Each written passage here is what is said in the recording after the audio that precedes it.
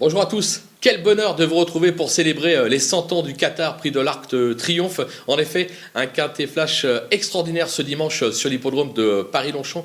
15 cracks au départ qui vont en découdre sur les 2400 mètres de l'hippodrome de Paris-Longchamp. Alors on est plutôt japonais, plutôt anglais, plutôt français, à chacun les siens. Quoi qu'il en soit, on va commencer avec Nobas, le numéro 10, Adayar, qui vient de remporter coup sur coup le derby d'Epsom et les King George.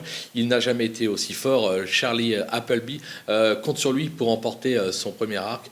Le cheval a été supplémenté pour l'occasion. Le numéro 7, Chrono Genesis, cette craque japonaise n'a trouvé que le champion Milrif pour la devancer dans la Dubaï schéma classique à Meydan en mars dernier. Alors, pas revu depuis, sa candidature pose quelques interrogations. Toutefois, j'ai la sensation qu'une nouvelle fois, les Japonais peuvent conclure sur le podium de cet arc de triomphe. Le numéro 4, Karnawa, qui a remporté le Vermeil et l'Opéra à 3 ans et donc invaincu sur l'hippodrome de Longchamp. Elle reste sur une deuxième place dans les Iris Champions Stake. On est obligé d'y croire, ce sera probablement la favori des books. Les opposants, si on peut appeler ça des opposants. Le 15, Snowfall, titulaire de 3 groupes 1 cette année. Elle a quelque peu déçu dans le Vermeil, mais bon, son jockey, ce jour-là, l'enfant Dettori, était en colère après l'arrivée. La course ne s'est pas passée comme il l'aurait voulu. On oublie cette performance, on la juge sur ce qu'elle a montré par le passé. Elle doit logiquement pouvoir lutter pour la victoire. Le numéro 11, Hurricane Lane, alors son seul échec, une 3e place dans le derby d'Epsom, remporté par Adayar. Pour le reste, c'est 6 victoires, dont 3 groupes 1, dont le Grand Prix de Paris. On est obligé de dire oui, bien évidemment.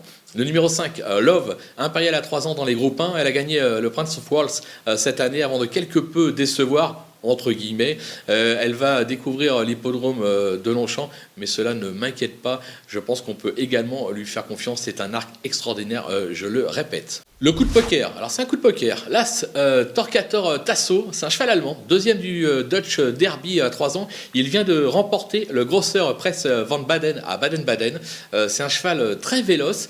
J'ai la sensation qu'il est capable de venir brouiller les pistes à l'arrivée de cet arc et faire afficher une cote, donc attention à lui. On va conclure avec les outsiders, si on peut appeler ça des outsiders. Bien évidemment, il n'y aura pas de délaissés. Ce ne sont que des cracks au départ, on ne va pas les mettre en délaissés. Ils ont tous une chance de pouvoir participer à l'arrivée. On commence par le 14, Bubble Drift, 6e du Grand Prix de Paris. Il vient de surprendre en s'imposant dans le prix Niel. Il est en constant progrès, ses limites sont totalement inconnues. C'est la belle histoire de ce Qatar Prix de l'Arc de Triomphe.